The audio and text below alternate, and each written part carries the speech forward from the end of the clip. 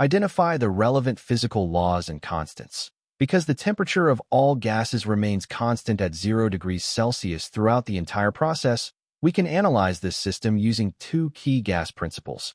Boyle's law, P1V1 equals P2V2, tells us that the pressure of a gas is inversely proportional to its volume when temperature and moles are constant. Dalton's law of partial pressures, P total equals P1 plus P2 plus P3 plus dot, states that the total pressure of a mixture of non-reacting gases is equal to the sum of the individual partial pressures of each gas in the container.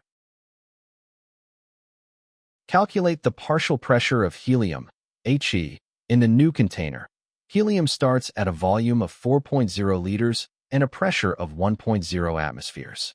When pumped into the 8.0 liters container, P initial V initial equals P final V final, 1.0 atmospheres, 4.0 liters, equals P he, 8.0 liters.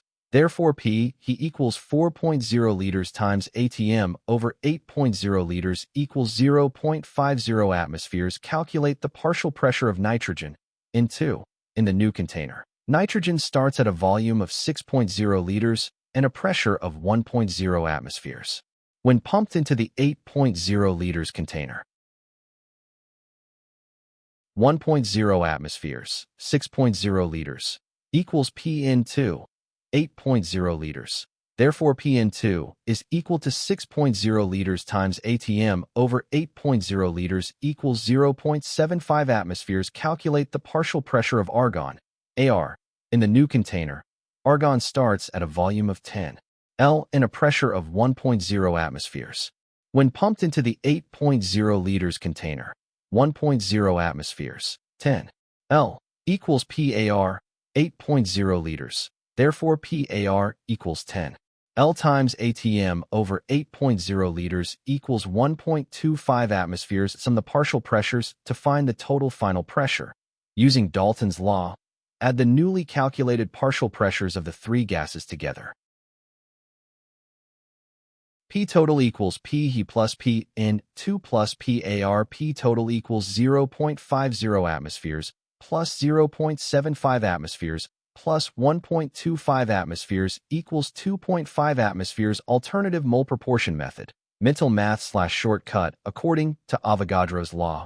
Under the same conditions of temperature, 0 degrees Celsius, and pressure, 1.0 atmospheres, volume is directly proportional to the number of moles of gas.